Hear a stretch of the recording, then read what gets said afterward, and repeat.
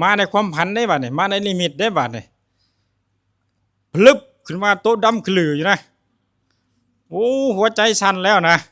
ไอ้จัวเอ้ยจักมันคืดหามุนนะตัวใดมันสิตายเลยนะย่านตายนะคืดหามุนสิสูตรมุนบทใดกันพี่อ่ะแค่แม่นซุมเจ้าสูตรบทใดฮะไอ้จัวกันละนี้ผมยาวโพดได้กันละนี่ฝีฮอดใส่เจ้าก่อนได้พระอาจารย์ตัดสินใจตั้งนะโมเลยย่านแห้งนะในความพันน่ะได้ตั้งนะโมบ่ถึกนะโมอีกตั้งนะโมก็บ่ถึกอีกโอ้มันย่านแห้งคิดเบิ่งความมันย่านตายน่ะถ้าแม่นซุมเจ้าก็สิบ่ถึกคือกันน่ะซุมเจ้าฮู้บ่มันถึกบทใดบาดนี่บ่ถึกนะโมเฮ็ดมนต์มาบักหลายๆนะเอาสูตรมนต์กันได้บักหลายๆนะแต่มันยามสิตายอีหลีชุดนะโมก็บ่ถึกมันดันไปถึกพูนไอ้จัวพุทธังสรณังคัจฉามิพูนบ่ถึกซ้ำนะโมนะผีอันที่พลุ่มขึ้นมาในต้นดำๆคือน่ะสูตรฮอดแต่ทำมังสรณังคัจฉามินะฮอดคอแล้วลึบเข้าคอเลยนะผีน่ะฮอดคอกูตายแท้ๆว่ะพอได้สังคังปึ๊บแตกครอบเลย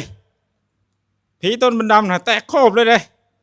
โอ้ยว่ะพุทธังสุดยอดแห้งอันนี้ตื้อไว้ได้จ่อยเด้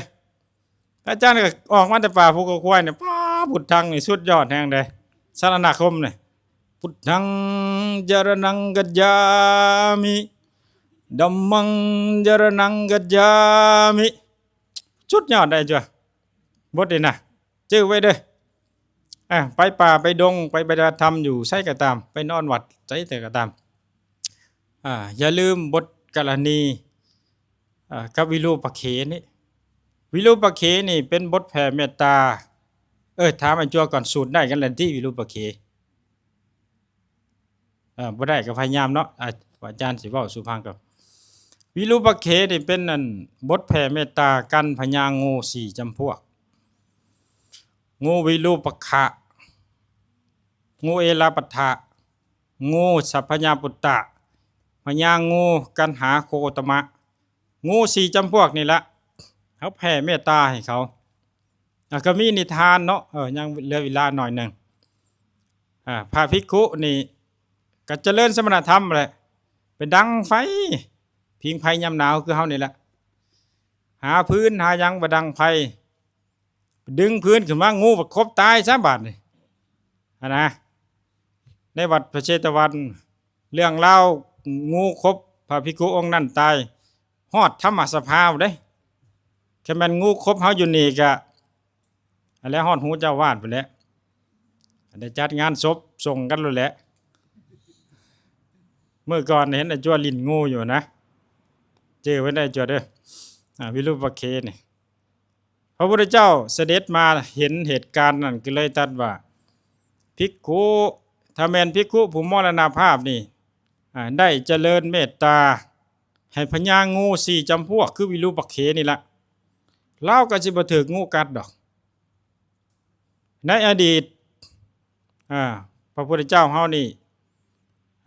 เสวยชาติเป็นดาบสเป็นฤาษีนี่ได้เจริญเมตตาวิรูปักเขนี่แหละสมัยนั้นพระเจ้าพรหมทัตครองราชย์พระโพธิสัตว์เฮานี่ออกบวชจากเฮือนไปบวชเป็นฤาษีเด้เจริญสมณธรรมอยู่ป่ากินหมากไม้กินหยังดนๆจังมาบิณฑบาตในอาสมนะผู้อยู่ใกล้น้ำแน่ฤาษีนะเพื่อว่าตักน้ำได้ง่ายองค์ที่อยู่ใกล้น้ำงูมันขึ้นมาแต่น้ำนะกัดเทละองค์2องค์กัดฤาษีตายเทละองค์2องค์ไปผู้อื่นเห็นนะผู้อื่นบ่เห็นแน่นะฤาษีนี่มาไหว้พระสวดมนต์พร้อมกันน้อยลงนะพระโพธิสัตว์นี่ก็เห็นบริษัทของเจ้าของหน่อยลงไปทางใดดอกซิกเบิดปะเลยบ่นะก็เลยถามหาสาเหตุกับพ่อว่างูกัดตายในป่าไม้สีเสียดนะงูหลายพระโพธิสัตว์ผู้เป็นหัวหน้าฤาษีนี่นะก็เลยบอกลูกศิษย์ลูกหาว่าให้ซุมเจ้ากลับไปกุฏิและเจริญเมตตาเด้อแผ่เมตตาให้พญางู4จำพวก คือวิรูปักเขนี่แหละจากหันฤาษีก็เลยไปแผ่เมตตาให้พญางู4จำพวกนั้นงูกับจากเป็นงูที่สัตว์ร้ายนะก็เป็นสัตว์ที่ฮู้จักความได้อยู่ไผอยู่มันถึงแม้นฤาษีจะไปใกล้ไปกวนปานใดก็บ่กัดเพราะว่าได้รับความเมตตาจากอนุภาพของมุนวิรูปักเขชื่อของมันเต็มๆคือขันธโมระปริตตชาดกถ้าไอ้จอมมีโทรศัพท์ก็ไปฟังใน YouTube ก็ได้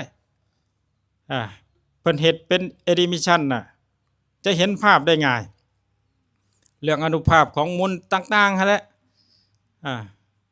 การสูตรวิรูปักเขนี่กับกรณีนี่ในการเฮาไปเจริญสมณธรรมอยู่ป่าอย่าปะได้จัวใช่หรือแม้แต่อยู่บ้านอยู่เฮือนเฮานะถ้าสูตรแล้วนะภูมิเจ้าที่นะเขาก็จะเป็นมิตรสัมมาทิฏฐิยังมีนิทานอีกเรื่องหนึ่งเล่าอีกจักหน่อยเนาะ